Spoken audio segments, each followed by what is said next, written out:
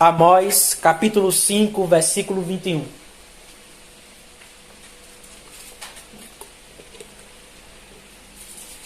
Sermão em Amós, capítulo 5,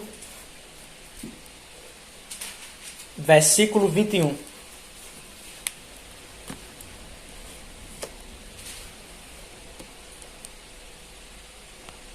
Amós, capítulo 5, versículo 21.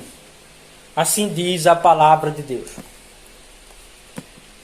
Eu odeio, desprezo seus dias de festas, e não sentirei cheiro em suas assembleias solenes. Em tempos de prosperidade, no qual os homens eles se tornam facilmente tomados pelo pensamento tolo ou insensato que a bonança ou o sucesso externo de suas vidas significa a aprovação de Deus. Então, quando eles veem as suas casas abastecidas, os seus nomes engrandecidos, os seus domínios expandidos, eles são levados a crer que não há nada de errado com eles. Embora a religião, o culto a Deus esteja corrompido, a verdadeira doutrina esteja obscurecida e subjugada, nada disso os aflige, nada disso os toca, porque continuam os seus impérios a crescerem, eles continuam crescendo entre os homens. Essas pessoas carnais pensam que todo o sucesso, que toda a felicidade da vida se baseia na satisfação de si mesmas. Para eles, a verdadeira alegria é somente e meramente o bom andamento das coisas terrenas. Ainda que toda a religião esteja corrompida, que a adoração a Deus esteja vilipendiada, que em todos os lugares Deus seja adorado de maneira falsa, nada disso é o assunto de suas conversas. As rodas, o assunto de suas conversas não é sobre a condição alarmante do povo de Deus, nem a corrupção generalizada que permeia a sociedade. Mas eles estão sempre preocupados. Quais são os novos modos? Quais são as novas maneiras que iremos crescer? Que iremos colocar os nossos planos e os nossos propósitos terrenos em ação? Desde que nossas casas estejam edificadas, desde que elas estejam aplainadas. Não importa o que há no culto a Deus. Não importa se Deus está sendo adorado falsamente. Só que esses homens, eles não ousam desprezar totalmente a religião. Eles não ousam aparentar ou mostrar-se aos outros que eles não creem em Deus, que eles não têm uma forma de religião. Então, qual é a satisfação deles? A satisfação deles é uma adoração superficial e irrefletida. O que significa? Eles se contentam com a forma da religião, em virem para uma determinada igreja, em atenderem uma certa forma de culto, mas não é uma das suas meditações, nenhum de seus pensamentos, se estão agradando ou não a Deus em relação àquilo que lhes oferecem. Basta que eles tenham um culto, uma igreja, que eles possam ouvir uma certa pessoa e eles pensam que podem se esconder sob essas coisas, embora não tenham a certeza se aquilo que fazem agrada ao Senhor ou não. E por que eles fazem isso? Para que não pareçam totalmente ímpios. Há uma inclinação na humanidade à religião, que eles querem, para não se parecerem totalmente ímpios, repito, se esconderem sob uma forma de religião. Mas é sempre uma forma de religião superficial, e que não é baseada em uma reflexão sobre se estão ou não obedecendo a Deus. Mas quando eles são confrontados, quando o Senhor levanta determinadas pessoas para perguntá-los sobre a legalidade daquilo que eles estão oferecendo a Deus, se aquilo que eles oferecem ao Senhor de fato está conforme a sua palavra, o que eles fazem? Eles tapam os seus ouvidos para que não ouçam as ameaças divinas. Eles tapam os seus ouvidos para que não ouçam a repreensão de Deus. E qual é a razão disso? Porque eles não adoram propriamente a Deus. Eles adoram as suas próprias fantasias, as suas próprias invenções. A única coisa que os fazem ficar inquietos, a única coisa que os fazem ficar temerosos é se eles não conseguirem estabelecer as suas próprias invenções pecaminosas. Por quê? Eles podem permanecer milhares de anos adormecidos, sem mover um único dedo, diante de toda a corrupção do culto a Deus e de suas verdades. Mas, se qualquer uma das coisas da religião falsa que eles professam, se qualquer uma das suas doutrinas malignas que eles têm crido, se qualquer parte do seu culto não ordenado a qual eles prestam for atacada, eles irão se levantar como lobos ferozes, como os leões que rugem, porque não há nada que deixe o homem mais inquieto em seu estado natural do que ver as suas ideias e opiniões pecaminosas sendo esmagadas pela verdade de Deus. Então eles se armam como exércitos prontos para se defenderem. Mas, em relação às verdades do Senhor, eles são como ovelhas. Eles são calados, eles são taciturnos, eles não ousam levantar a voz. Eles são como o profeta Jeremias diz, não são valentes pela verdade. Eles não se opõem ao erro, mas para a mentira. Eles levantam escudos e espadas, eles propagam. Mas quanto à verdade de Deus, eles não fazem nada. Isso, irmãos, era o tempo a qual estava o profeta Amós, a qual o profeta Amós foi levantado. O nome do profeta significa fardo, carga ou peso. Então, quando lemos no capítulo 1 as palavras de Amós, é como se Deus dissesse, essas são as palavras de fardo, de peso ou de carga. E por qual razão? Deus levanta um homem chamado Amós, cujo nome significa, observem bem isto, fardo, peso ou carga. Era porque tão grande era o abandono do povo em relação a Deus, e tão grande era a cegueira deles, que não era suficiente algumas repreensões moderadas. Não era suficiente que alguém lhes falasse de modo suave, que alguém lhe falasse de modo até mais calmo. Era necessário uma denúncia grave, pesada, contra os seus pecados, para que eles sentissem o peso das suas decepções do caminho divino.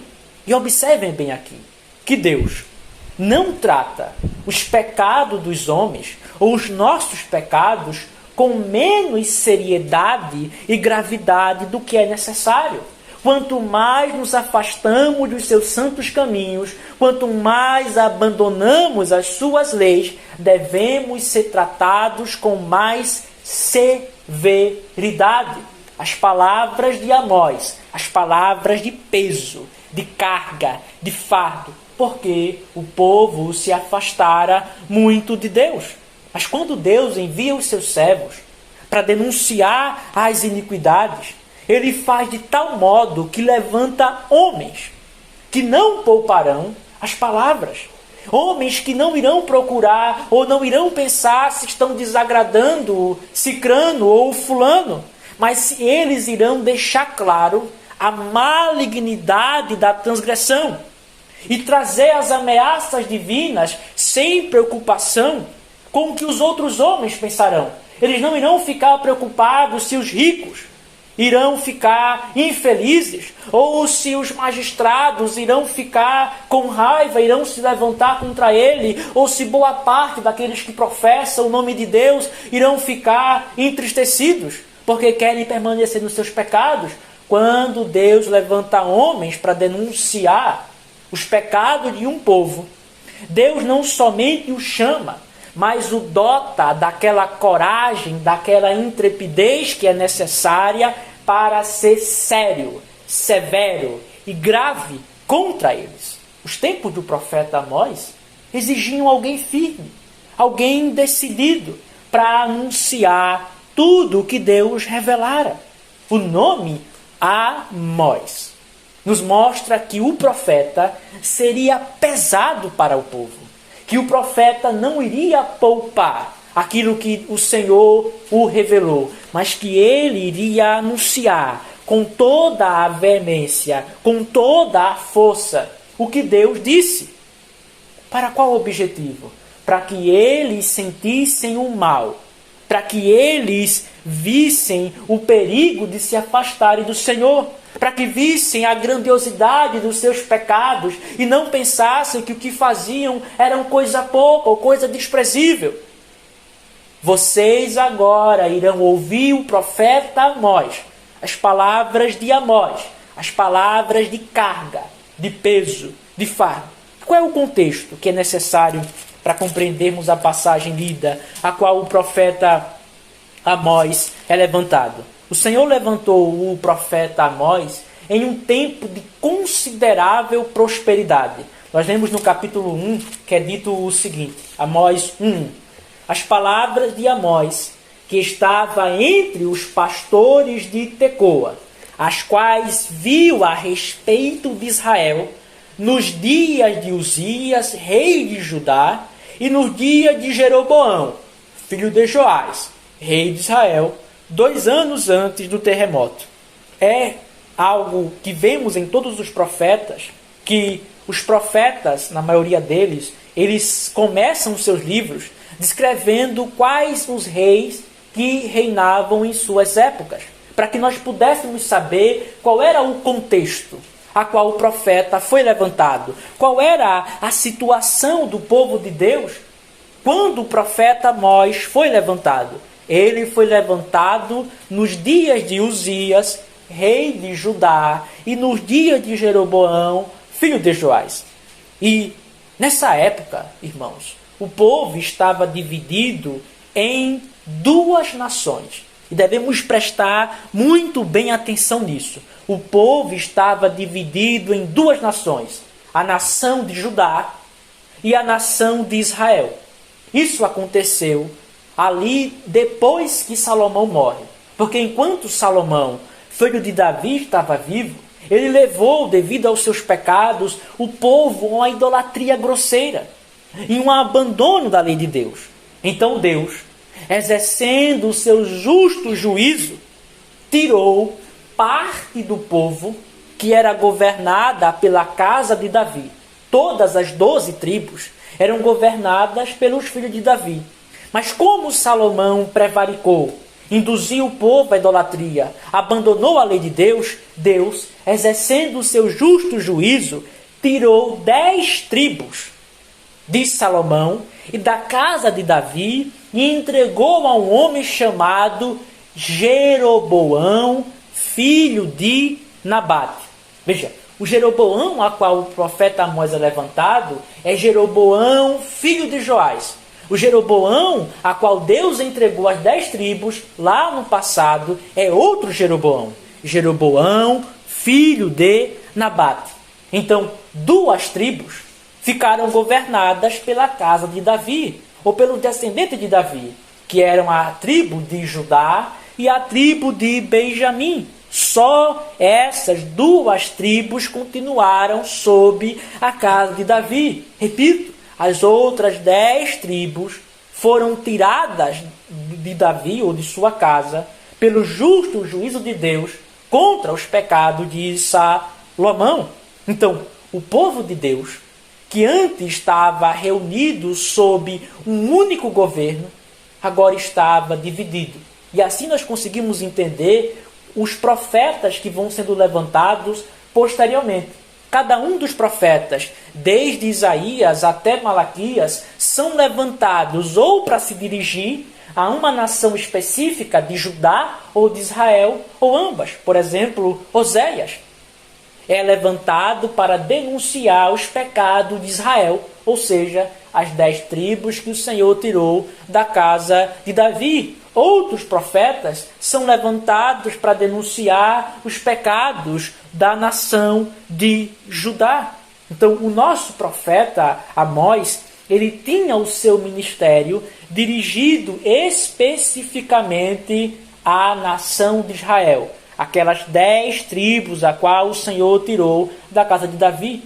As palavras de Amós, que estava entre os pastores de Tecoa, aos quais viu a respeito de Israel, ou seja, as 10 tribos. Agora, quem era o rei a qual estava reinando na época que o profeta foi levantado? O rei do povo era Jeroboão, filho de Joás.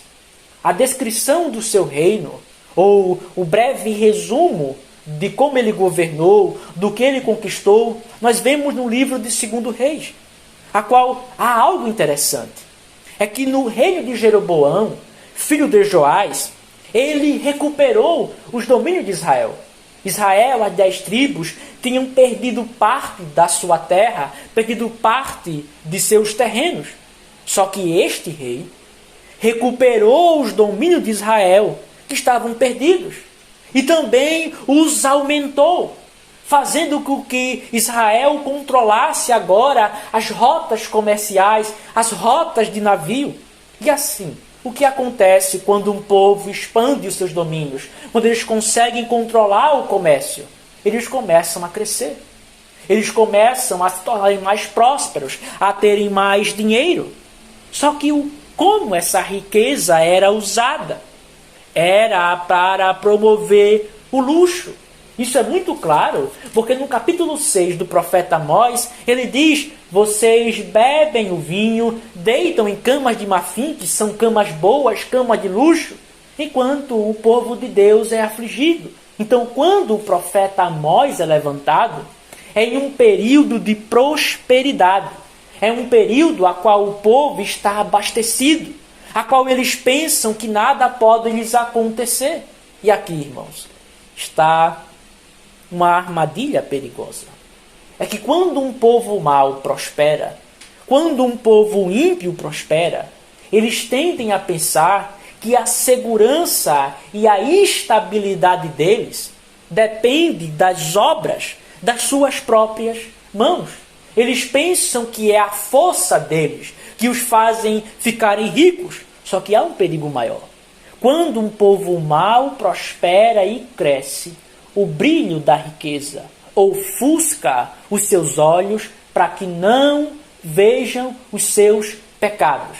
O brilho da prosperidade externa, dos seus nomes engrandecidos, de possuírem os seus celeiros cheios, fazem que não vejam os seus pecados.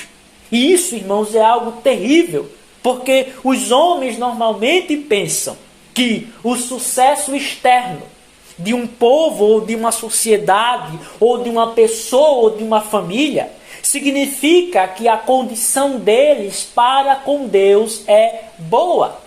Nós tendemos a pensar que a prosperidade externa significa que Deus nos aprova, ou que a nossa condição em relação a Deus é lucrativa, é proveitosa e que Deus se satisfaz em nós. Só que vemos aqui exatamente o contrário no livro do profeta Amós. Porque lá em 2 Reis, capítulo 14, versículo 25, o povo estava bastardo, o povo estava grande. Mas Deus escreve e manda um profeta para mostrar que a situação deles não é boa. Aqui devemos aprender o seguinte: embora Deus poupe o tempo da vingança, Ele não deixará de trazê-la. Embora Deus, podemos falar em nossa linguagem, adie ou seja, longânimo, em não derramar sua ira agora, não devemos pensar que ela não chegará. Então, não devemos considerar que somos inocentes ou que tudo está bem conosco meramente porque as coisas externas parecem andar boas, porque temos comida em nossas casas, porque temos nossos empregos. Nós devemos considerar a nossa situação de acordo com a regra da palavra de Deus. Embora tudo prospere, se não estamos em conformidade com a Sagrada Escritura, com aquilo que Deus disse em sua palavra, a nossa situação é a pior das possíveis. Então é nesse contexto que o profeta Amós é enviado por Deus para anunciar os mais terríveis julgamentos contra Israel, justamente para acordá-los de suas transgressões. É como se o Senhor enviasse o profeta para despertá-lo do sono profundo a qual eles estavam, que não conseguiam ver a multidão dos seus pecados. E especialmente no capítulo 5, a qual encontra-se o nosso texto, nós vemos que Deus, no versículo 1, chama o povo ao arrependimento. Chama no versículo 4, versículo 5, versículo 6, o povo a voltar ao Senhor. Com qual objetivo? Para que não sejam consumidos em seus julgamentos. É como se o Senhor dissesse: está prestes a vir o derramamento da minha ira. Está prestes a vir a tempestade do meu furor. Vós bebereis a taça, o cálice da minha vingança. Buscai a mim. Voltem-se a mim. Se arrependam dos seus pecados. E Deus ainda lista no capítulo 5 os diversos pecados horrendos e abomináveis que o povo era culpado. Os pecados que trariam uma desolação total sobre eles. Vemos no versículo 7, primeiro pecado, a injustiça. Vemos no versículo 10, o segundo pecado, o ódio, a repreensão.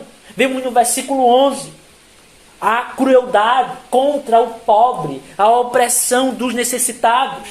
Vemos no versículo 12, o suborno, a fraude nos negócios. Só que dos versículos 21 ao versículo 23, que é a porção onde se encontra o nosso texto, Deus denuncia o pecado do culto falso e hipócrita. E aqui, irmãos, há uma notável e grandiosa misericórdia de Deus.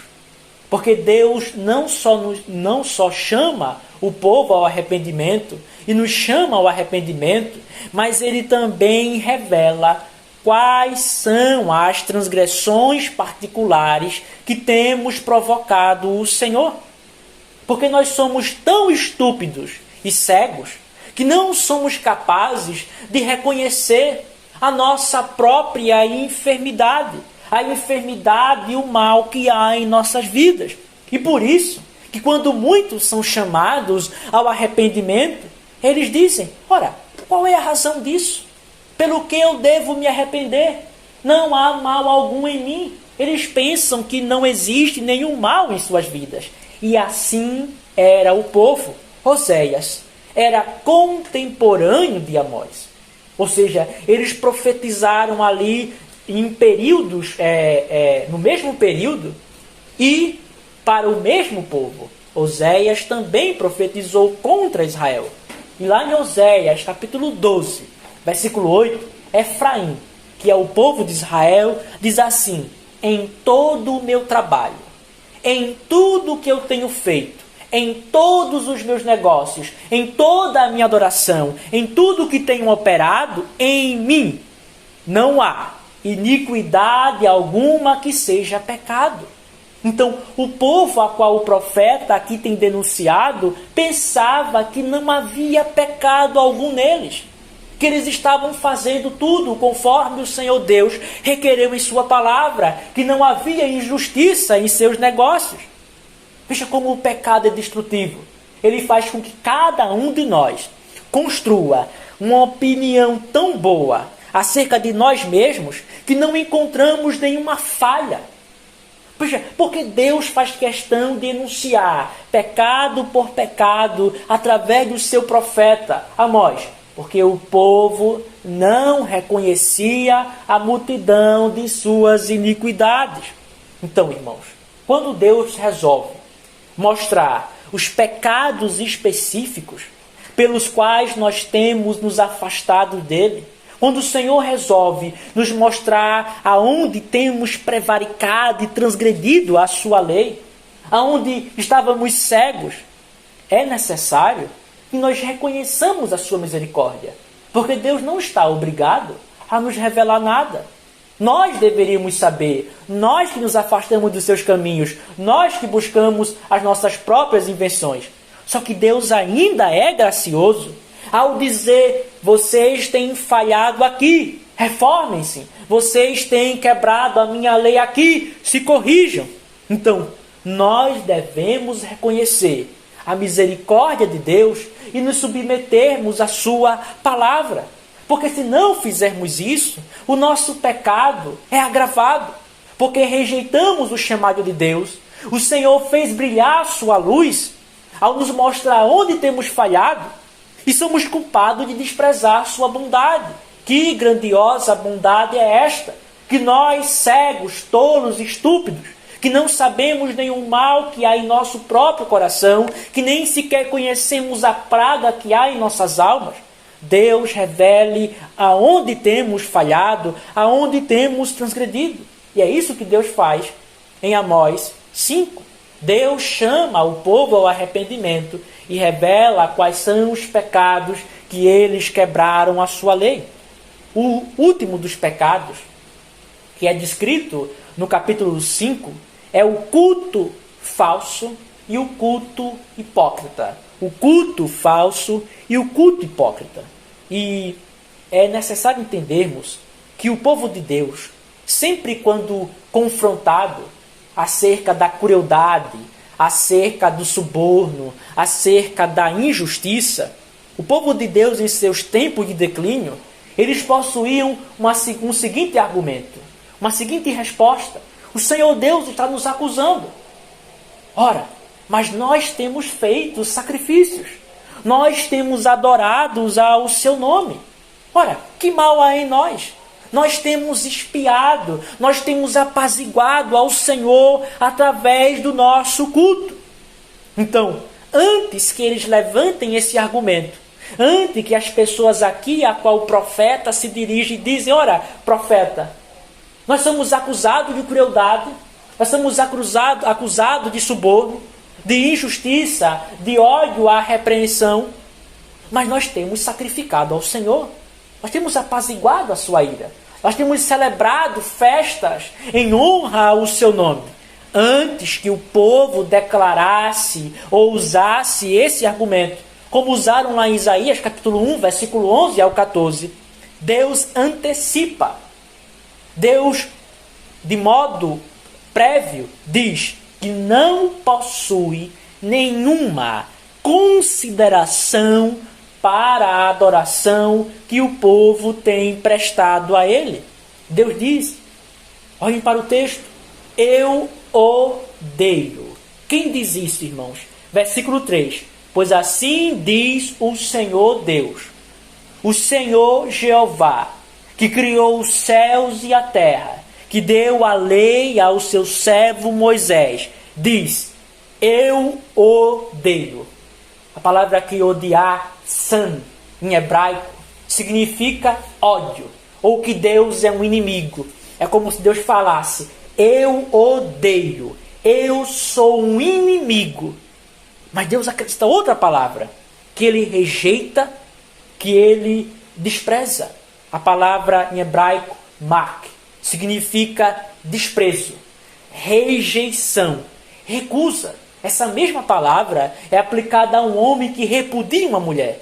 Como se Deus falasse: eu desprezo, eu não tenho qualquer associação, eu não sou somente inimigo do que vocês têm feito, mas eu não quero nenhuma associação, vocês vêm com isso a mim e eu recuso.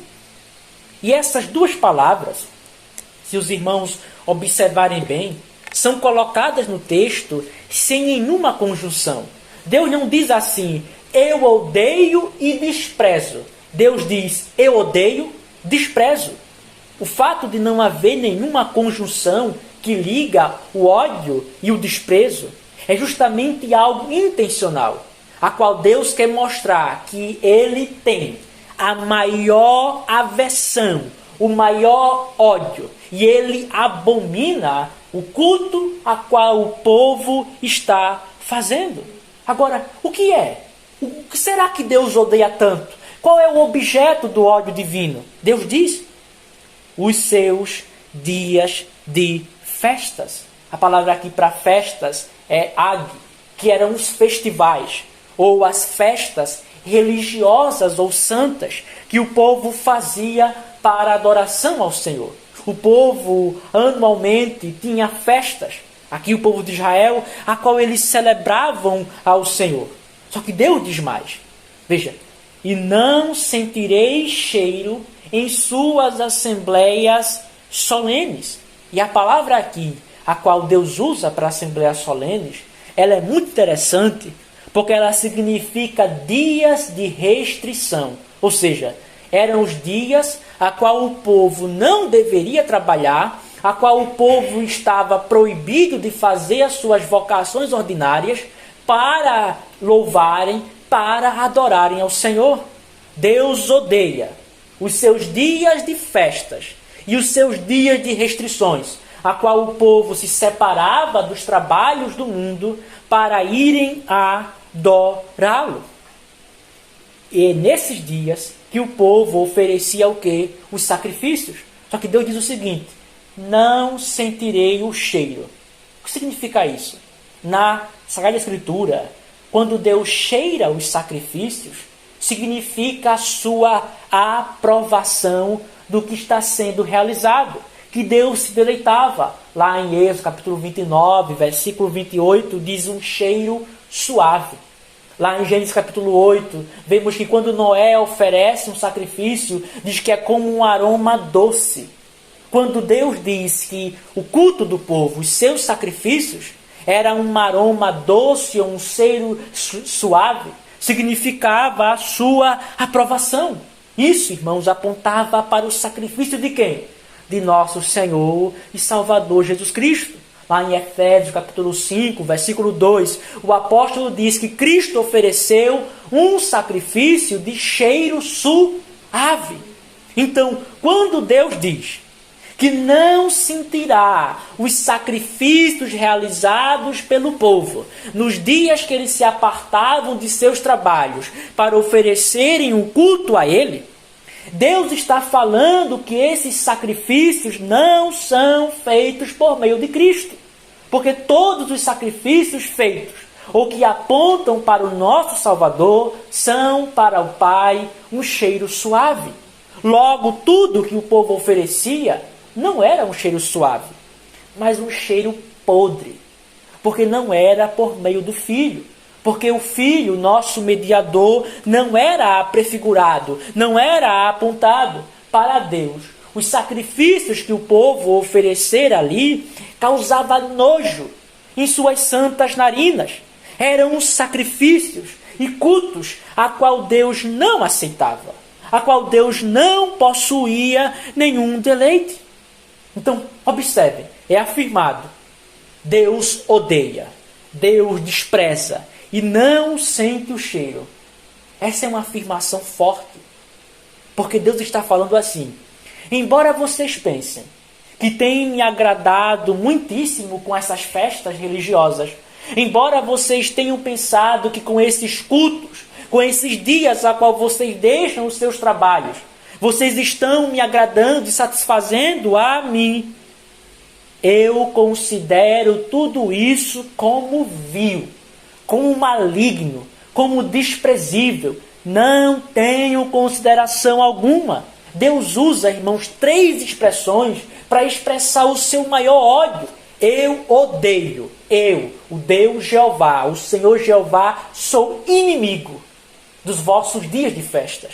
Eu desprezo, não aceito os vossos dias de festa. Eu não tenho deleite ou aprovação alguma nos sacrifícios que vocês realizam. Agora, por qual razão, irmãos? Porque Deus abominava os dias de festas, a qual o povo ia adorá-lo. Por qual razão Deus odiava tanto os dias que o próprio povo separava para ir cultuá-lo? Será que Deus odiava as próprias festas que ele ordenou em sua lei? Será que o próprio Deus odiava os dias a qual ele prescreveu na sua palavra? Não. Deus está aqui e é o motivo do seu ódio. Deus odiava os falsos dias de festa que eram celebrados em Israel. O profeta aqui Amós está falando contra os dias que o povo criou para adorar o Senhor e que não foram ordenados na Sagrada Escritura. Deus, o motivo, o objeto do ódio divino, não são os dias que ele prescreveu em sua própria palavra. Porque Israel, as 10 tribos a qual o profeta é levantado, não guardava os dias a qual o Senhor ordenou, mas eles criaram. Lembrem-se que o rei que reinava na época do profeta Amós era Jeroboão, filho de Joás. E acerca dele é dito em 2 Reis, capítulo 14, versículo 23 e 24, o seguinte: E ele, quem? Jeroboão, filho de Joás, o rei a qual o profeta Amós foi levantado em sua época. Ele fez aquilo que era mal à vista do Senhor. Ele não se afastou de todos os pecados de Jeroboão, filho de Nebate, que fez Israel pecar. Então, o povo de Israel, na época do profeta Amós, estava contaminado por uma série de pecados que se iniciou lá em Jeroboão, filho de Nebate, que é justamente aquele homem a qual Deus deu as 10 tribos que pertenciam à casa de Davi. Jeroboão, filho de Nebate, foi o primeiro rei das 10 tribos. Agora, quais são os pecados? Ora, por que Deus fala que o rei da época do profeta Amós não se afastou dos pecados desse outro Jeroboão? Quais eram os pecados que Jeroboão, filho de Nebate, era culpado? E que fez todo Israel ser contaminado, e que estavam vigentes, que a qual o povo estava prevaricando contra o Senhor na época do profeta Amós. Que pecados eram esses? Nós temos a descrição deles em 1 Reis, capítulo 12, versículo 26 e 33. Vamos abrir e ver rapidamente quais eram esses pecados.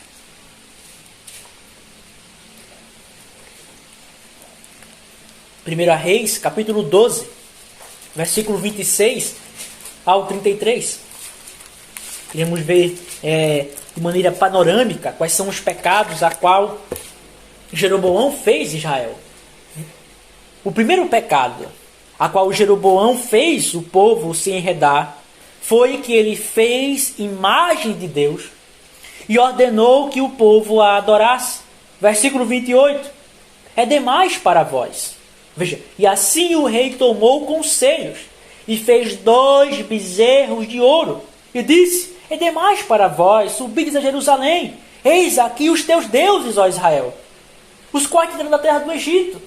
Veja, esse é o Deus Jeová, a qual os libertou do Egito. Adorai essas 2 imagens. A primeira corrupção que Jeroboão fez foi fazer imagem do Senhor. A segunda corrupção, vemos no versículo 29 e 30, é que ele fez altares para adoração, além do que Deus prescreveu. Deus somente poderia ser adorado em qual lugar? Jerusalém. Só que Jeroboão colocou um bezerro em Betel, em outro em Dan, colocando o povo para adorar em lugares a qual Deus não prescreveu. A terceira corrupção de Jeroboão é que ele corrompeu o governo da igreja. Vemos no versículo 31. que ele fez sacerdotes dos menores dentre o povo, os quais não eram dos filhos de Levi. Ou seja, Deus tinha mandado que somente os filhos de Levi deveriam ser os sacerdotes.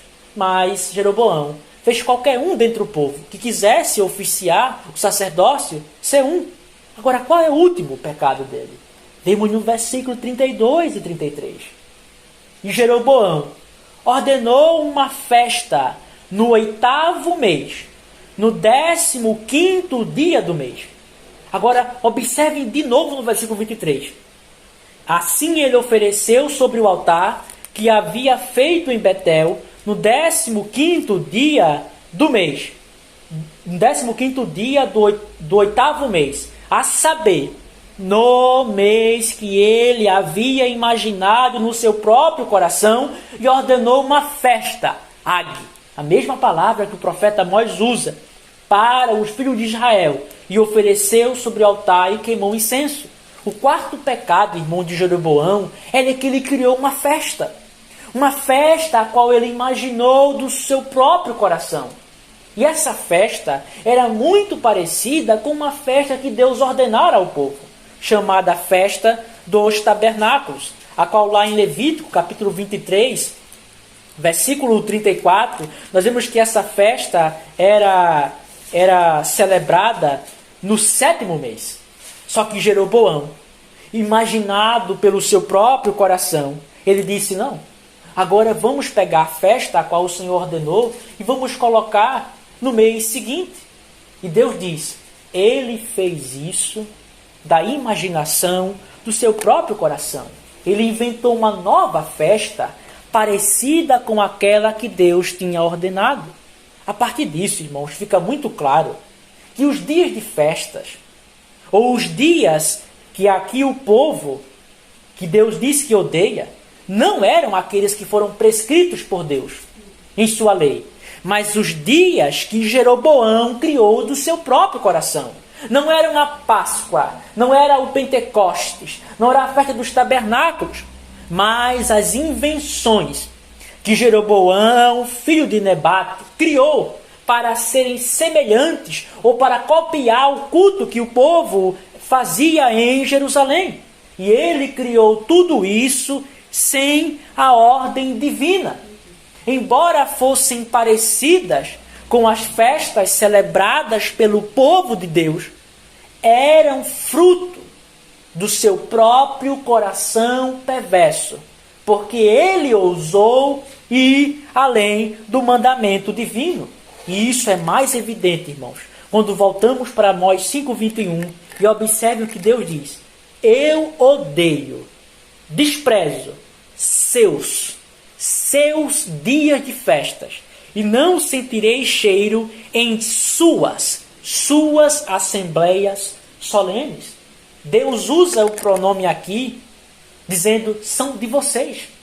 Eu não tenho parte alguma. Quando Deus coloca o pronome aqui, suas ou seus, em relação ao povo, que é posse do povo, Deus está dizendo o seguinte, os dias que vocês separaram para me adorarem, os dias a qual vocês têm se reunido para prestarem culto a mim, não são aqueles que foram ordenados em minha lei, não são os meus dias, são os seus dias, as suas invenções, as suas criações. Não eram os dias ordenados, mas a criação do próprio homem. E, portanto, Deus não tem consideração alguma quando nós, irmãos, nos aproximamos de Deus para adorá-lo.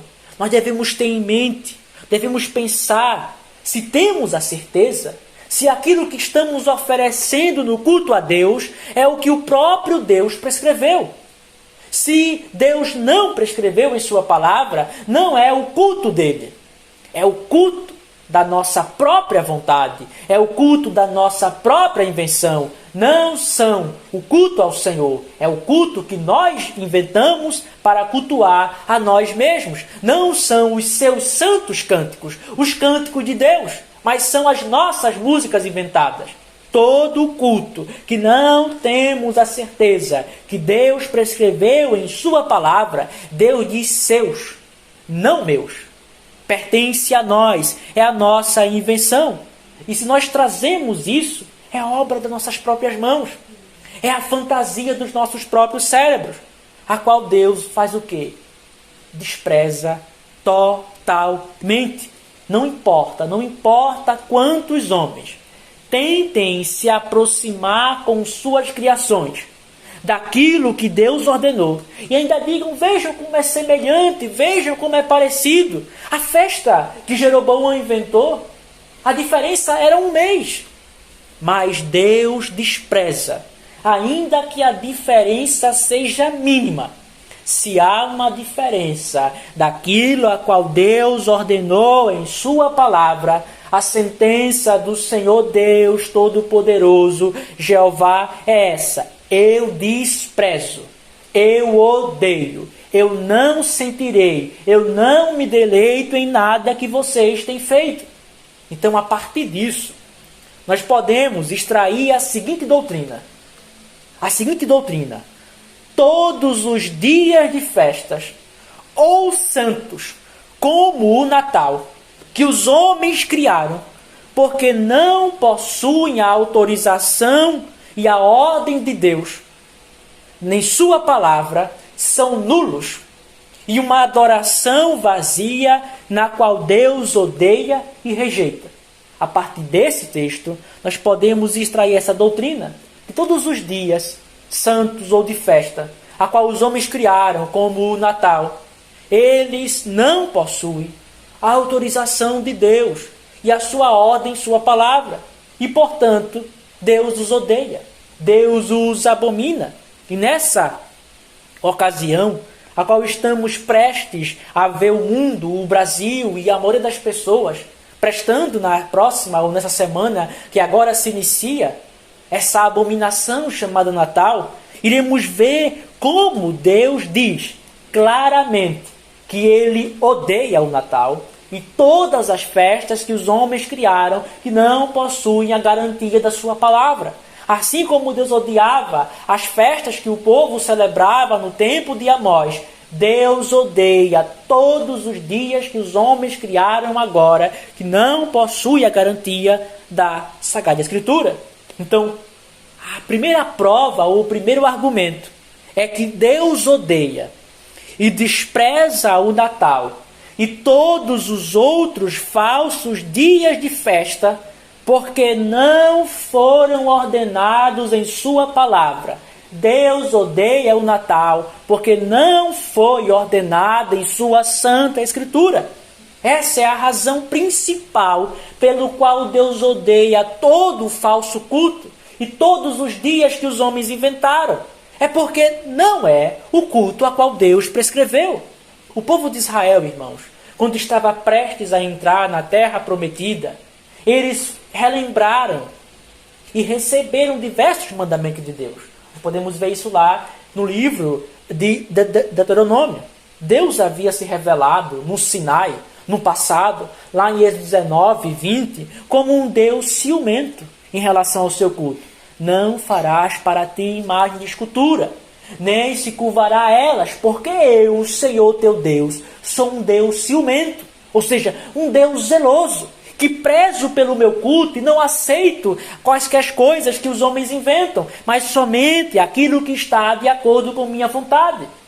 Porque a maioria das religiões cultuam os seus deuses fazendo imagens, esculturas. Deus diz, não, vocês não podem cultuar como a maioria dos povos cultuam, porque eu sou um Deus ciumento. O meu culto deve ser conforme eu prescrevi a vocês, e portanto, não cabia ao povo descobrir a melhor forma de adorar o Senhor, nem de usar alguma criatividade, ou de dizer, olhamos para os povos pagãos, vamos copiá-los. Mas eles deveriam obedecer exatamente àquela forma de adoração que foi dada pelo próprio Deus. O próprio Moisés, que era o canal ou o instrumento a qual Deus se revelara ao povo, ele aprendeu isso desde a sua saída do Egito. Deus revelou a Moisés de modo detalhado cada parte do tabernáculo, cada corte dos sacrifícios dos animais, todo o culto cerimonial. não permitindo que Moisés sugerisse ou fizesse diferente do que foi mostrado. Deus diz em Isaías 25:40 para Moisés: e observas, para que faças conforme o seu modelo que te foi mostrado no monte. Moisés, você não tem permissão para inventar, sugerir ou ajustar, mas deve fazer estritamente aquilo que lhe mostrei no monte. Ainda que Moisés tivesse sido instruído em toda a sabedoria dos egípcios, embora ele tivesse muito conhecimento de sua época, ele não possuía a autorização para alterar o culto a Deus. Assim também o povo recebeu o mandamento que toda a adoração deveria ser somente aquilo que Deus ordenou. Deus diz, Deuteronômio 12:32, tudo o que te ordeno observarás e farás, nada lhe acrescentarás nem diminuirás.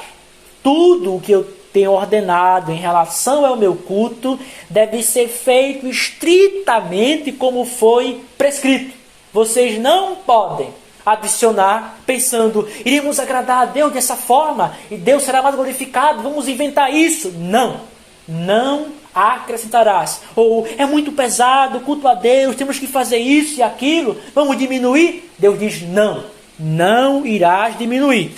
Se eles quisessem praticar algo no culto de Deus, eles deveriam mostrar a garantia na palavra de Deus, deveriam mostrar a ordem, o mandamento, deveriam mostrar a base, a fundamentação na lei de Deus. E caso não houvesse isso, eles estariam estritamente proibidos de fazer, por mais interessante, por mais plausível, por mais correto que parecesse aos seus olhos. Se Deus não ordenou em sua palavra, eles não poderiam executar. Não basta que eles dissessem, Deus não proibiu. Não, Deus exige que eles mostrem a ordem para fazerem tal coisa com base na sua santa palavra. Quando falamos do culto a Deus, não basta dizermos Deus não proibiu, mas temos que mostrar de modo positivo, ou seja, mostrar a ordem, o mandamento ou a base pelo qual Deus exige aquilo. Lembrem-se, irmãos, com atenção, do caso de Saul. Deus havia dito para Saul destruir todos os amalequitas e tudo que pertencia a eles.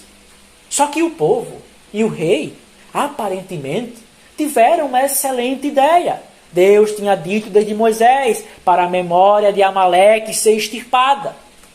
Mas o povo teve aparentemente uma excelente ideia.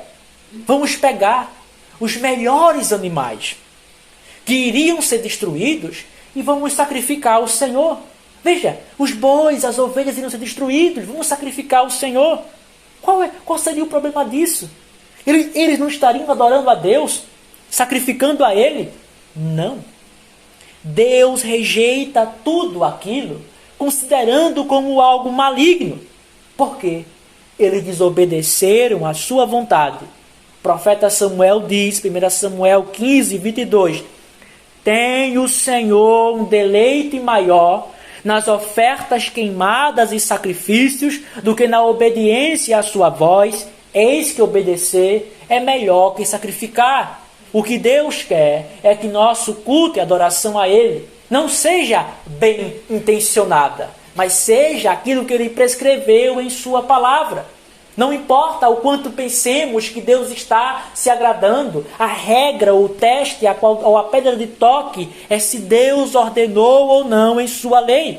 Então observe que por mais que os homens pensem que com suas ideias e os seus cultos não ordenados estão agradando a Deus, ainda que sejam muito sinceros, que façam todos os dias, que vão para as suas igrejas todos os domingos, que prestem com toda a veemência e todo o fervor, se não foi por Deus ordenado, se Deus não prescreveu em sua palavra, Deus não tem consideração alguma. Não é a sinceridade ou ser bem intencionado que faz um culto ser agradável a Deus. é primeiramente a base, a fundamentação e a ordenação da Sagrada Escritura. Deus pergunta ao povo em Isaías 1,12: quem tem requerido isso de vossas mãos? Quem piseis em meus átrios? Quando vocês vêm prestar esse culto aqui a mim, quem requeriu isso de vocês? Quem ordenou? Quem chamou vocês aqui? E agora eu pergunto a todos os celebradores da abominação chamada Natal: onde Deus ordenou a celebração dessa festa? Ou em qual lugar o Senhor Jeová requereu que o dia 25 de dezembro fosse a data da celebração do nascimento do seu Filho, Cristo? Onde? Quem requereu a vós que separassem um dia a cada ano para celebrar o nascimento do seu Filho? Porventura o Senhor Deus informou na sua palavra quando Cristo nasceu? E se Ele informou, que é falso? Porque Deus ocultou isso de nós. Deus ocultou isso de nós. Mas se Ele informou que é falso, onde está a ordem? Para que separemos anualmente um dia para celebrar o seu nascimento, do seu Filho, de Cristo. Onde está a ordem? Onde está o mandamento? Onde está o exemplo apostólico aprovado? Não há. Então, todos aqueles que celebram o Natal e todos os outros dias de festas que Deus não ordenou, recebam a sentença divina. Eu odeio e desprezo os seus dias de festas, como o Natal e todas as outras malignidades a qual tem feito. Se vocês não podem mostrar a garantia de Deus em sua palavra acerca da festa do Natal e nunca conseguirão, saibam que Deus derrama e que Ele, ao ver vocês celebrando essa festa, a qual Ele não ordenou, quando Ele vê vocês se reunindo, vocês são objeto do seu ódio. Além disso, nós podemos afirmar também que o próprio Cristo, o nosso Senhor, de modo claro, odeia todos os falsos dias de festas, todos os falsos dias santos, como o Natal. Pois Ele diz, em Mateus 15:9, mas em vão eles me adoram, ensinando como doutrinas os mandamentos dos homens. Os escribas e os fariseus, eles não encontravam em Cristo qualquer violação da lei de Deus. Eles olhavam para Cristo, não achavam nada para acusá-lo. Então, não achando nada em Cristo para acusá-lo, resolveram acusá-lo de erro. Qual é o erro de Cristo? Desobedecer a lei de Deus? Não. Porque Cristo não observava a lavagem supersticiosa das mãos, que era uma tradição e preceito de homens. Cristo não estava se opondo a alguma prática higiênica ou civil, mas a prática dos judeus de pensar que ao lavar as mãos antes de comer tinha algum significado religioso. Não encontrando, observem a estupidez dos homens. Não encontrando os escribas e fariseus falha alguma em Cristo em relação à lei de Deus, eles tentam acusá-lo de erro porque ele não observa os preceitos e as doutrinas que os homens criaram. A estupidez do pecado que tenta subjugar Cristo e os seus seguidores, como se houvesse neles erros, porque eles não querem submeter ao que os homens criaram. Então Cristo, nosso Senhor, mostra que os fariseus e os escribas quebravam a própria lei de Deus. Porque no lugar de aliviarem os seus pais, quando os seus pais estavam passando por necessidades, eles diziam assim: pais, o que você poderia de mim obter, o dinheiro ou o bem a qual eu poderia lhe ajudar, isso eu ofereci em sacrifício, oferta ao Senhor no templo. Eles inventaram um novo sacrifício ou uma oferta no qual davam aquilo que pertencia a eles para o templo. Veja, alguém pode pensar que ideia magnífica. Não é muito melhor dar ao templo, dar ao Senhor do que dar aos pais? Cristo diz, tudo isso é vão, mas em vão. Ou seja, é inútil, é enganoso. Por quê? Porque Deus nunca ordenou que tal coisa fosse feita. Deus nunca ordenou o Corban. Deus nunca ordenou que vocês pegassem o que deveriam dar aos seus pais para aliviar sua necessidade e dar ao templo. Logo, ainda que os fariseus e os escribas pudessem e aparentassem honrar muito a Deus, porque não possuíam a garantia de Deus em sua palavra, era nulo. Cristo está dizendo que todo culto que não tem autorização de Deus em sua palavra é nulo, é vão. Não passa de gastar energia, não passa de perder o tempo fazendo aquilo a qual o Senhor não ordenou. Porque uma vez que Deus designou em sua própria palavra a forma de adoração que Ele requer, uma vez que Deus já nos disse a forma como Ele deve ser adorado, Ele não suporta nem tolera que os homens inventem qualquer coisa. Ele já nos deu. A regra da adoração vem do próprio Deus. Não há espaço para criatividade, inventividade, nada que os homens tentem introduzir. Então, perguntamos de novo aos celebradores da abominação chamada Natal: onde está a garantia para tal festa? Onde o Senhor Jesus Cristo ordenou que guardássemos um dia a cada ano para celebrar o seu nascimento? Aonde está? É em vão. Todos os vossos cultos do Natal, vossas músicas, peças teatrais, vossas cantatas, vossas pregações são objeto do ódio e do desprezo de Deus. Deus não receberá nenhum culto que fazem hoje a Ele, ou que farão nessa semana, que é celebrado ou baseado na abominação chamada Natal. Mas Deus está guardando a sua ira. Ó vós, casa de Israel, ouvi a lamentação. Foi o que Deus disse através do profeta Amós.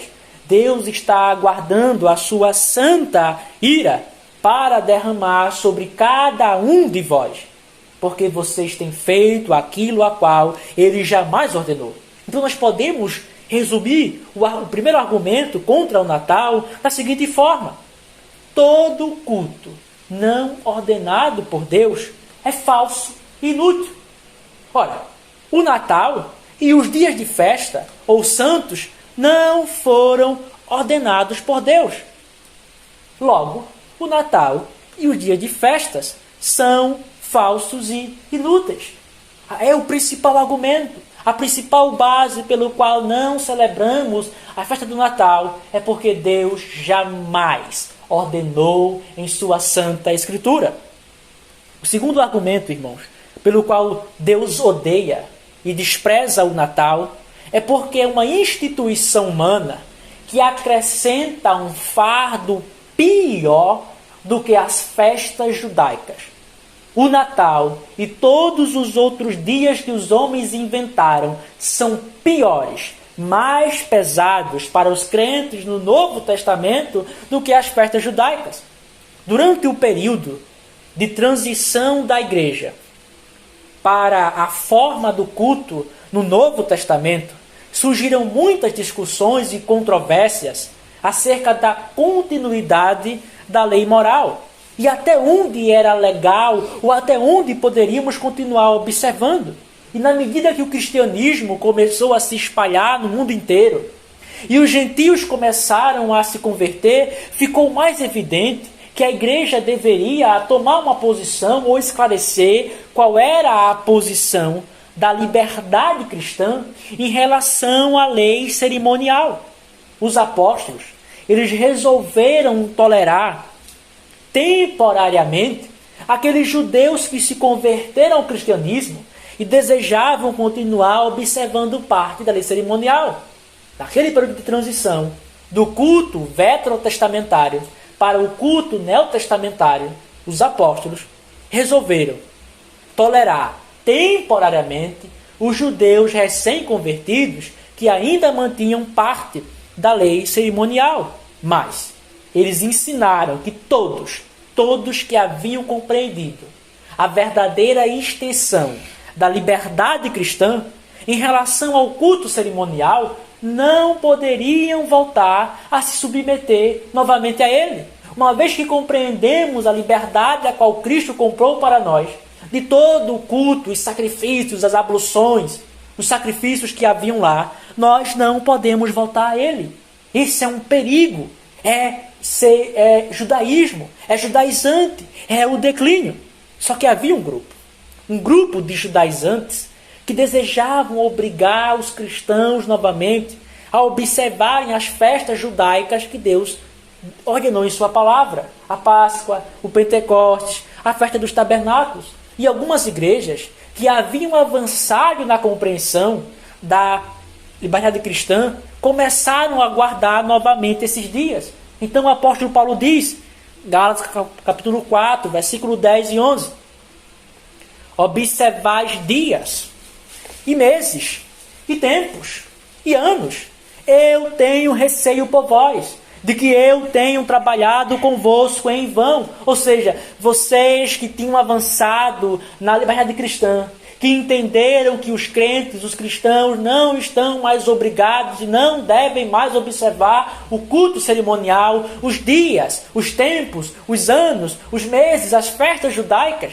Vocês agora voltarão a guardar elas. Vocês estão desfazendo o Evangelho, a obra da graça. Porque os dias de festas, como a Páscoa, o Pentecostes, a festa dos tabernáculos, eles serviam para a igreja em sua infância. No Velho Testamento, cada uma daquelas festas apontava para uma realidade espiritual. A Páscoa apontava para a ressurreição do nosso Senhor e Salvador Jesus Cristo, a sua morte. O Pentecostes, a efusão, o derramamento do Espírito, a festa dos tabernáculos para a peregrinação dos cristãos aqui na terra. Elas deveriam durar somente até um certo tempo. Hebreus 9:10, até o tempo da reforma, até o tempo que a graça de Deus iria brilhar com mais esplendor em nosso Senhor Jesus Cristo, para o qual todas essas festas apontavam. Por isso que Paulo diz em Colossenses 2:16 e 17, portanto, nenhum homem vos julgue pelo alimento, pela bebida, ou seja, nenhum homem vos julgue ou pense que vocês estão errados, porque não se submetem às leis dietéticas, às leis de comer ou não comer dos judeus, ou por causa dos dias de festas, ou da lua nova, ou dos shabats, que são sombra das coisas futuras. Mas o corpo é Cristo. Paulo está falando assim, ninguém se incomode, nem pense que vocês estão errados, crentes de Colossos, porque vocês não observam as festas da qual o Senhor ordenou para a igreja no Velho Testamento. Os cristãos não deveriam guardar mais as festas veterotestamentárias, porque não passavam de sombras. E quando o sol da justiça, que é Cristo, se levantou, a sombra desaparece.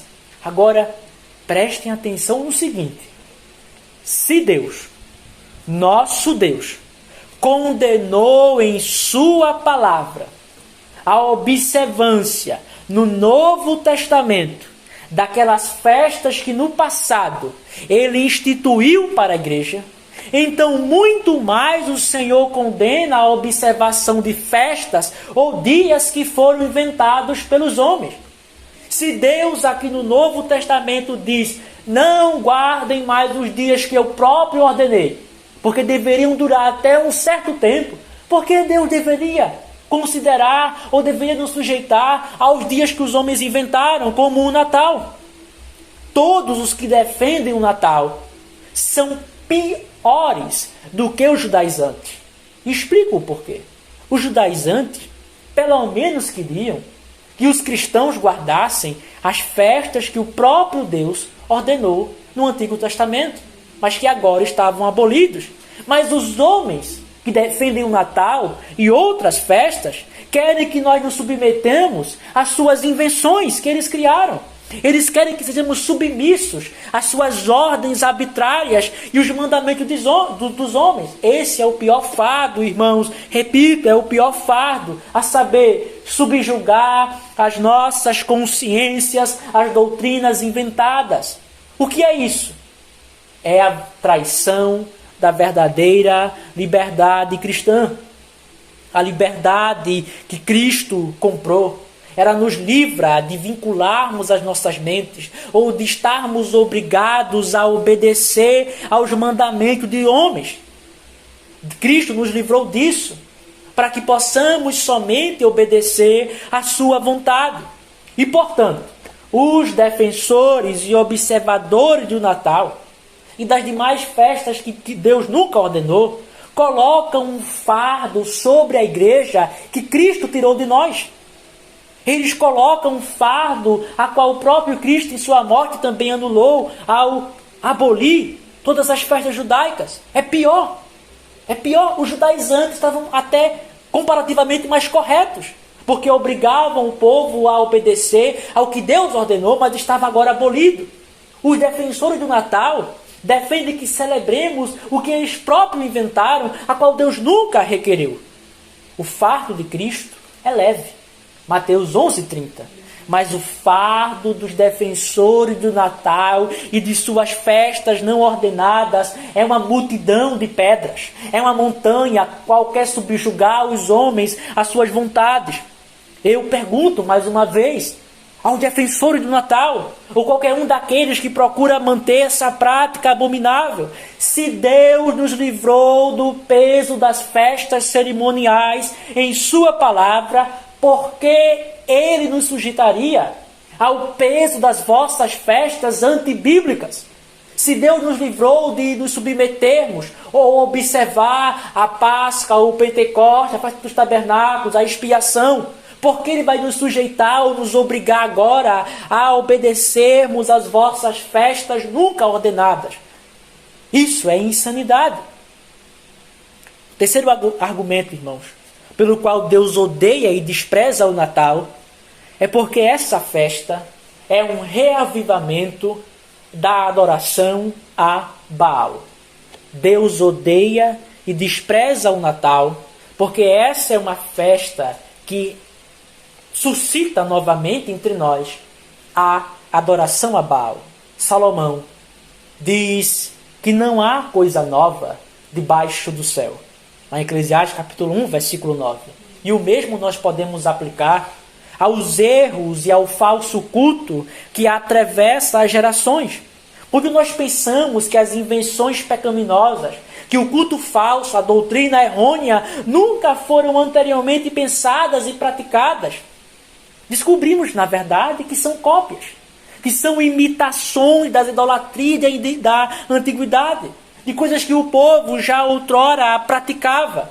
E o mesmo podemos afirmar em relação ao Natal, cujo objetivo dessa festa não ordenada é celebrar o nascimento de Cristo em 25 de dezembro. Ora, o antigo povo de Deus estava cercado de diversos povos pagãos.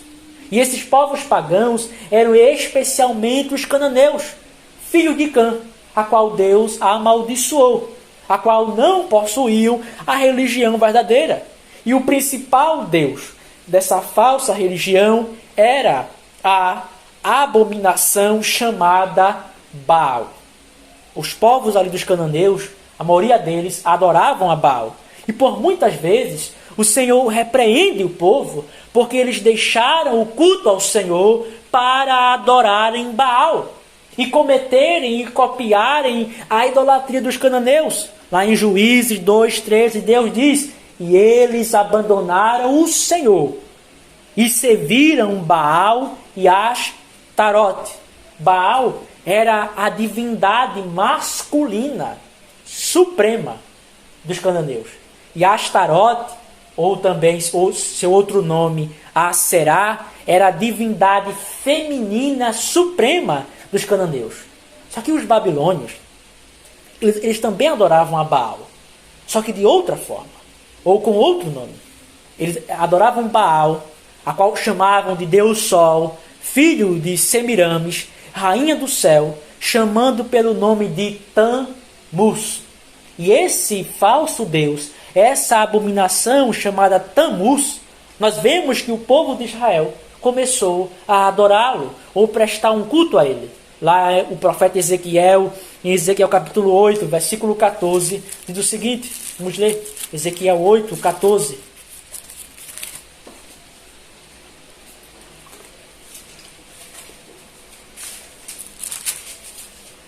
Diz assim: então ele me trouxe à porta do portão da casa do Senhor, que estava em direção ao norte, e eis que estavam lá as mulheres chorando por Tamuz. Deus está aqui mostrando ao profeta Ezequiel as diversas idolatrias a qual o povo estava cometendo. E uma dessas idolatrias é que eles choravam por Tamuz.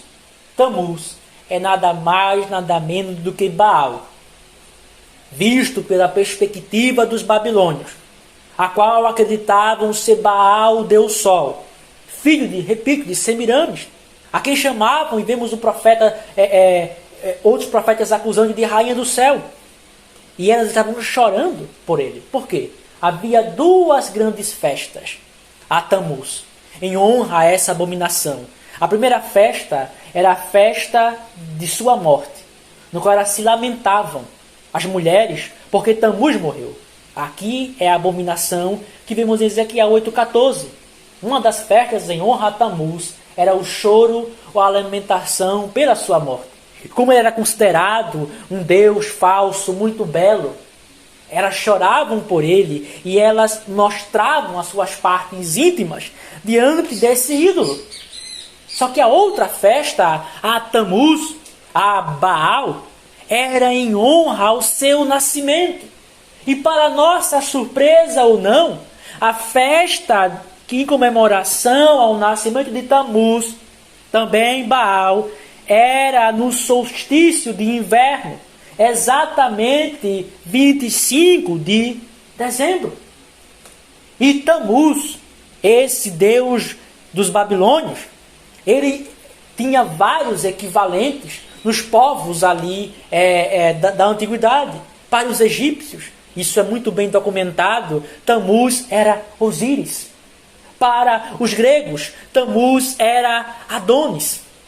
Todos os povos antigos, de diferentes formas, adoravam a Baal.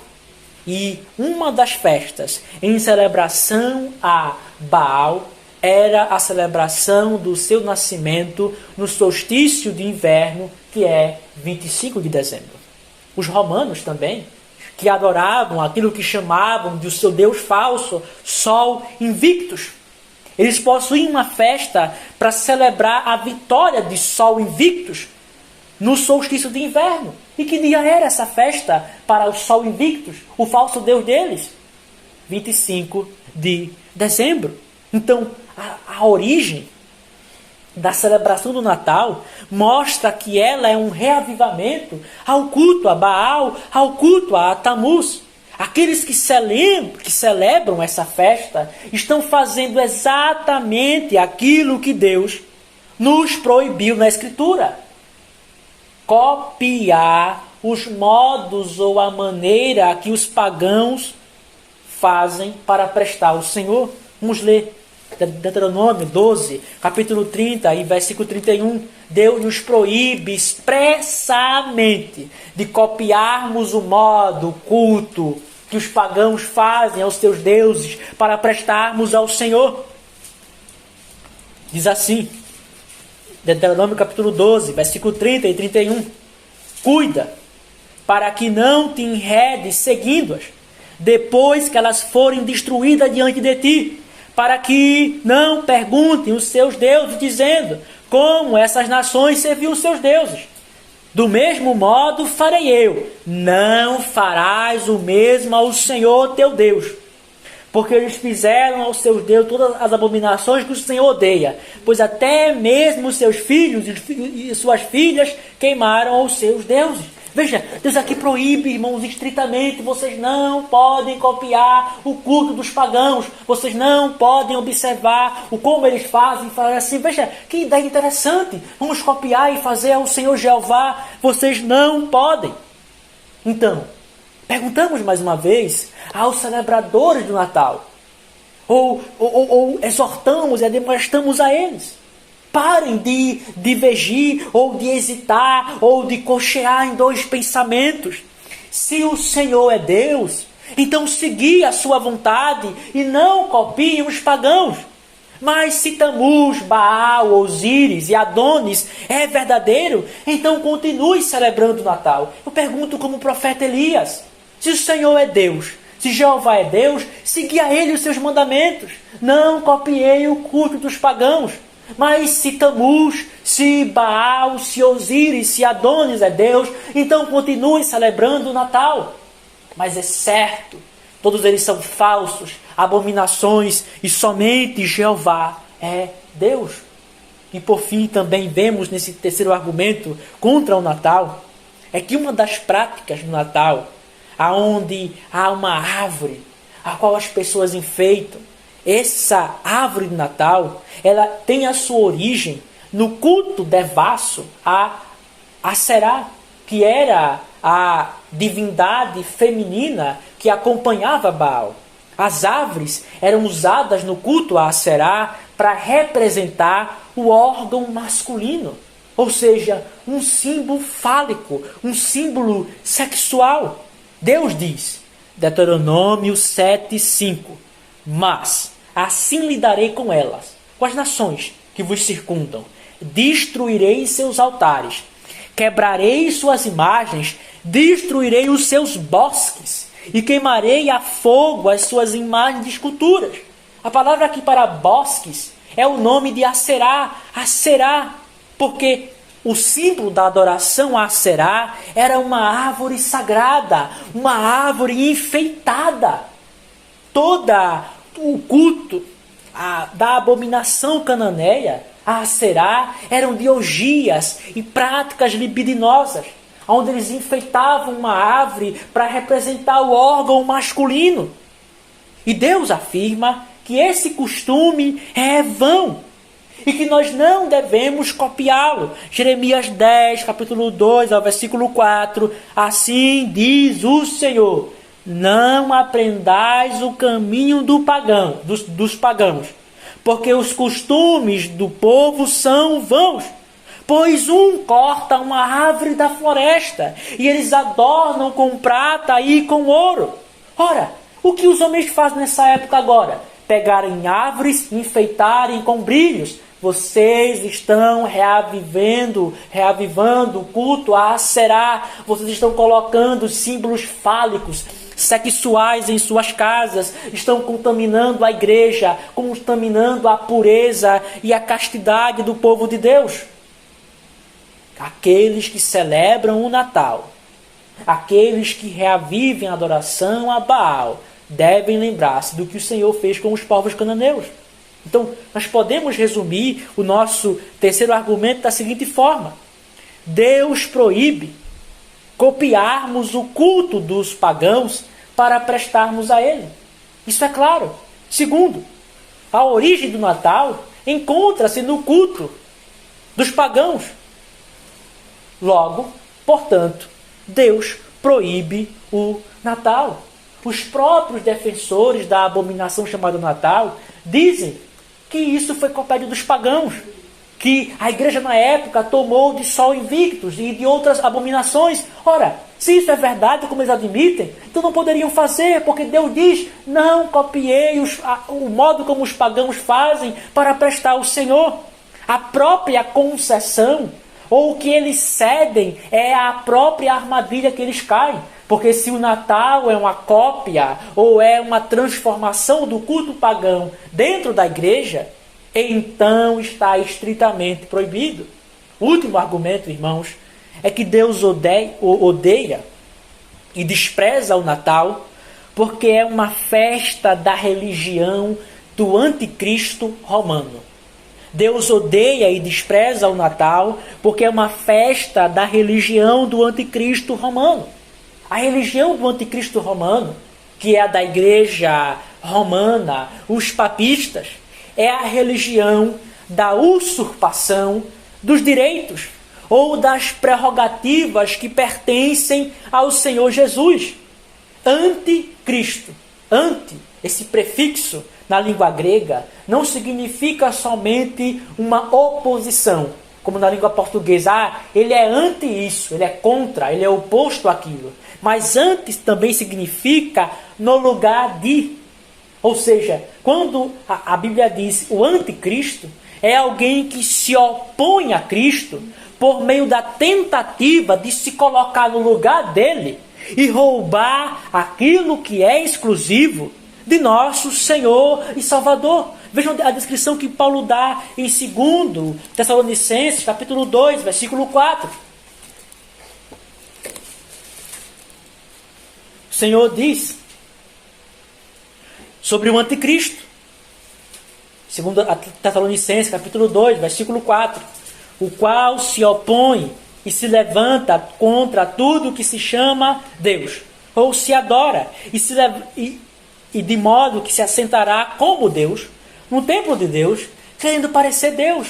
O anticristo quer se assentar na igreja para tomar o que pertence ao Senhor e ser visto como o próprio Cristo. Uma das prerrogativas ou um dos direitos exclusivos de Cristo é a autoridade para ordenar os dias que a sua igreja deve prestar o culto a Ele, que a sua igreja deve guardar. Cristo diz em Marcos 2, 28, portanto, o Filho do Homem é Senhor também do Shabat.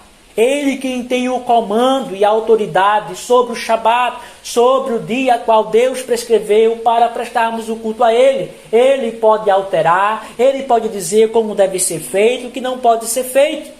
Então, a autoridade de dizer que devemos cultuar o Senhor um dia, ou que devemos celebrar algo, ou quais são os tempos determinados para o culto a Ele, é prerrogativa exclusiva de Jesus Cristo. É parte da sua autoridade soberana e de seu ofício real prescrever os tempos, os dias e a forma de adoração que o seu povo deve adorá-lo. Mas quando Cristo não ordena, ou não temos a sua autorização, não podemos fazer. Mas o Papa de Roma, ele assume os direitos de Cristo. Ele assume aquilo que pertence ao Senhor para ordenar dias e festas para que a igreja observe, como o Natal. Qual é a base para celebrar o Natal? Qual é a autoridade maior que vocês podem alegar? O Papa. Alguém que rouba aquilo que pertence ao Senhor. Alguém que se quer e se acredita ser o vice-rei de Deus na terra. Todos que celebram o Natal, todos os que participam dessa festa estão apoiando, estão promovendo o império do anticristo papal. Estão roubando, estão promovendo o roubo que o Papa faz daquilo que pertence a Cristo. Será que nós, que somos tomados para a salvação, que carregamos o nome de cristãos, ousaremos a participar de uma conspiração, de uma conclave, junto ao anticristo romano, para tirar a autoridade do nosso Senhor? Mas vós que celebram o Natal, ou que apoiam eles, ou que pensam que podem celebrar essa festa, são culpados disso. Vocês se juntam em um montim, em um grupo, em uma conspiração para roubar aquilo que pertence a Jesus Cristo. Vocês se submetem ao Papa, porque Cristo não ordenou que separássemos um dia anualmente ou qualquer um dia para celebrar o seu nascimento. E nada mais tendes aqueles que celebram o Natal, além da mera decisão da Igreja Romana. Cúmplices. São cúmplices do anticristo. Estão contaminados com a Igreja Romana, que é a mãe das meretrizes. Lembre-se bem disso, irmãos. A Igreja Papista é a mãe das meretrizes. E, por consequência, existem meretrizes menores. Existe a mãe, da onde vem toda a prostituição. E existem suas filhas, que copiam as suas práticas e espalham pelo mundo todo. Apocalipse 17:5, Babilônia, a grande mãe, a mãe das prostitutas e abominações da terra. Assim, são todas as igrejas protestantes que se recusam a avançar na reforma e continuam celebrando o Natal e os demais dias santos Vós sois filhos da igreja romana, contaminados com sua prostituição. Vocês tocaram no que é imundo. E, portanto, Deus diz a cada um dos seus fiéis, 2 Coríntios 16, 17, Apocalipse capítulo 18, versículo 4. Sai dela, meu povo, se separai delas. Não se contaminem. Vocês estão, igrejas protestantes, que celebram o Natal, espalhando a prostituição papista. Estão apoiando o Papa. E não devemos nos surpreender que eles tenham seus próprios papas particulares. Que cada uma dessas igrejas falsas, sectárias, tenham os seus pastores presidentes, os seus moderadores ou presidentes de supremos concílios, que são como papas, que desmandam e mandam e que eles obedecem. Aqueles que mantêm princípios papais irão manter os seus papas particulares. Então, Deus odeia e despreza o Natal, porque é uma festa da religião do anticristo, é uma festa a qual é baseada na usurpação das prerrogativas de nosso Senhor. E para terminarmos, irmãos, vamos pensar, porque há alguns que se levantam com objeções. Há alguns que dizem, por que não podemos celebrar essa festa? Temos objeções. A primeira delas que eles dizem é o seguinte: qual é o problema? Qual é o problema de reservarmos um dia para Cristo? Ou para a celebração do seu nascimento? Qual é o problema? Eles perguntam, certamente. Vamos responder, é muito adequado e próprio que tenhamos um dia reservado para o nosso Senhor. Mas, para isso, nós devemos ter a sua ordem, o seu preceito, que designa e santifica esse dia para o fim de ser guardado. É muito bom termos um dia para celebrarmos a obra que Cristo fez, ou para lembrarmos do seu santo nome.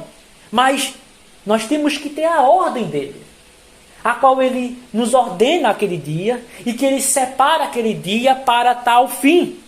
Não basta, como algumas pessoas pensam, que exista uma obra surpreendente ou que uma coisa maravilhosa tenha acontecido em uma época da vida de Cristo e esse dia deve ser separado e celebrado. Nós precisamos da ordenação de Deus dizendo que devemos separar aquele dia para o culto a Ele. O único dia que temos a designação, o preceito e a ordem de Deus é o dia do Senhor. Apocalipse 1:10. Apocalipse 1:10. O dia do Senhor. O dia a qual Deus separou de todos os outros para que reservemos somente a Ele. Esse dia foi separado de todos os outros dias para o dever de piedade, para lembrarmos da obra de Cristo em nosso favor, deixando de lado todos os trabalhos ordinários. Esse é o Shabat, é o descanso do Novo Testamento. Mas nós não podemos simplesmente estabelecer os dias da nossa própria mente, mas se sujeitar ao que o Senhor disse, ao que o Senhor revelou em sua Santa Escritura. Observe que os celebradores do Natal são árduos, são fervorosos em defender o Natal e as festas abomináveis, mas quando são requisitados para defenderem o único dia santo, o único dia que Deus ordenou, eles são fracos. Eles não conseguem argumentar, eles são opositores ou até opositores. Todos aqueles que inventam coisas que Deus não ordenou sempre serão mais veementes para defender suas próprias criações do que aquilo a qual o Senhor Deus prescreveu em sua palavra. Então, mais uma vez, se vocês pensam que devemos guardar um dia para cada grande acontecimento na vida de Cristo, porque Ele nasceu, porque Ele foi circuncidado, então eu pergunto a vocês, por que não separamos um dia para celebrar o dia que Cristo, a palavra, aprendeu a falar? Por que não celebramos um dia para celebrar o dia que Cristo, nosso Senhor, quando era criança, aprendeu a falar? Por que não separamos um dia para celebrar o dia que Cristo, que é o caminho, aprendeu a andar? É um grande acontecimento. Cristo, que é o caminho, aprendeu a andar. Cristo, que é a palavra, aprendeu a falar. Por que não celebramos um dia ou separamos todos os 365 dias do ano para celebrar ou ter alguma festa em memória à vida de Cristo?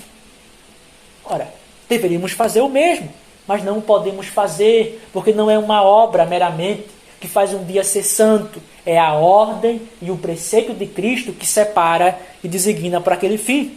A segunda objeção é a seguinte, dos objetores, dos inimigos da piedade.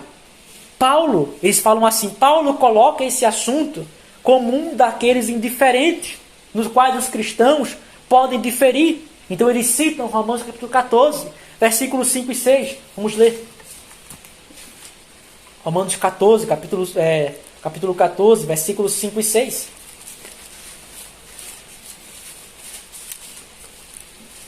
Diz assim: um homem considera um dia superior ao outro, e o outro considera todos os iguais. Seja cada homem completamente convicto em sua mente. Aquele que considera o dia, considere para o Senhor. E aquele que não considera o dia, para o Senhor não considera. E quem come, para o Senhor come porque dá graças a Deus. E quem não come, para o Senhor não come e dá graças a Deus. Então eles dizem aqui, veja, Paulo disse guardar dias. Ou se guardamos o dia para o Senhor ou não, isso é indiferente. Cada um pode guardar os dias que quiser ou inventar as festas que bem criou. Ora, o apóstolo Paulo aqui não está discutindo a tolerância de dias não ordenados, mas que existiam alguns judeus recém-convertidos ao cristianismo que ainda acreditavam nas leis de dieta, de comer ou não comer algumas coisas, e na observância dos dias judaicos. Então Paulo ordena que os cristãos em Roma tolerem esses cristãos fracos até que eles chegassem ao melhor entendimento da liberdade cristã. Porque, como já vimos, esse era o período de transição da igreja para o culto neotestamentário. Agora, alguém poderia argumentar que Paulo defenderia que os cristãos deveriam subjugar as suas mentes às invenções humanas, ou que nós podemos manter no seio da igreja doutrinas e práticas a qual o Senhor nunca ordenou. Paulo fala contra isso. Em Colossenses 2,23, Paulo diz: religião da vontade, eletrosqueia, ou seja, a religião inventada por si mesmo, o que os homens fazem por si mesmo e não possui nenhuma autorização de Deus. Paulo diz, isso nada serve, senão para a satisfação da própria carne, isto é, porque as pessoas são tão veementes contra o Natal. Porque eles querem satisfazer suas próprias vontades, dizerem, veja como nós somos sábios, inteligentes, o que pensamos é feito, todos obedecem. Agora encontramos Paulo suportando a fraqueza daqueles cristãos recém-convertidos ao judaísmo, que guardavam parte da lei, que foi pelo próprio Deus instituída, mas desafio encontrarmos Paulo ou algum precedente no aporte dos gentios, tolerando práticas fantasiosas e não ordenadas, como defendem os defensores do Natal. Não há. Última objeção. Eles dizem, não guardamos o Natal como um dia santo, mas como uma ocasião para lembrar o nascimento de Cristo. Usamos o dia do Senhor nessa época para essa celebração. Uma objeção muito encontrada em falsos presbiterianos, em homens de línguas sutis, que querem transferir essa abominação e contaminar o santo dia do Senhor. Mas respondemos, ainda é necessário que mostre na Sagrada Escritura que Cristo ordenou que separássemos um dia anualmente para lembrar o seu nascimento. Em qual lugar Deus designou que deve haver a cada ano um Shabat, um dia especial do Senhor em dezembro para celebrar a encarnação do seu, o nascimento do seu eterno Filho? Onde há? Não há. Aonde Deus ordenou que deve haver um domingo no dezembro para celebrarmos, e que esse domingo deve ser 25 de dezembro. Aqueles que fazem essa objeção começam, e percebam a sutileza, eles começam a atribuir uma importância particular a essa festa, nessa data, em que boa parte do mundo está celebrando. Eles não guardamos como um dia santo, mas já começam a dar uma importância que faz eles mudarem o Shabat, ou aquele dia do Senhor, para se lembrarem disso. O que Paulo diz? Abstende-vos de toda a aparência do mal. Paulo não somente ordena ficarmos longe do pecado, mas de tudo aquilo que se parece com o pecado. Não somente da sua forma grosseira, mas também dos seus inícios sutis. Se atribuirmos a tal época do ano agora como especial, e principalmente quando o mundo todo está se afundando nessa superstição, então em pouco tempo, ou em questão de dias, gradualmente, iremos celebrar o falso dia santo do Natal. Os homens começaram a celebrar esse dia, dando uma importância pequena, gradualmente a ele. Paulo diz, abstende-vos de toda a aparência do mal. Devemos nos abster de toda associação e de qualquer coisa que nos associe ou nos assemelhe com dias que o Senhor não ordenou. Devemos ficar longe. Deus diz, eu odeio, desprezo. Essas são as palavras de Deus através do profeta. Elas são, irmãos, uma sentença divina contra todos os dias de festas ou santos que não foram ordenados na Escritura Sagrada, como o Natal e outros, quaisquer que sejam os esforços, ou as performances, ou os trabalhos que os homens farão nessa época, pensando que estão honrando ao Senhor Jesus Cristo, é tudo em vão. Deus não aceita qualquer adoração, onde não há a instituição em sua palavra. Cristo não aceitará o Natal, nem qualquer uma dessas festas que ele não designou. A observância dessas festas é baseada, irmãos, em idolatria. É baseada em conspiração contra a sua autoridade. É baseada em paganismo. Porque haveríamos de pensar que Deus aceitará o culto que ele próprio não prescreveu. O Natal e todos os demais dias de festa são invenções e criações pecaminosas no qual Deus odeia e despreza. Ele diz, eu odeio e desprezo seus dias de festas e não sentirei cheiro em suas assembleias solenes. Que roguemos a Ele para que Ele derrame a sua graça por meio do seu Filho amado, Jesus Cristo, para nos preservar de toda a contaminação com o culto falso e não prescrito em sua santa lei. Que roguemos graça para que odiemos aquilo que Deus odeia, para que sejamos um com os seus propósitos, um com sua lei. Amém.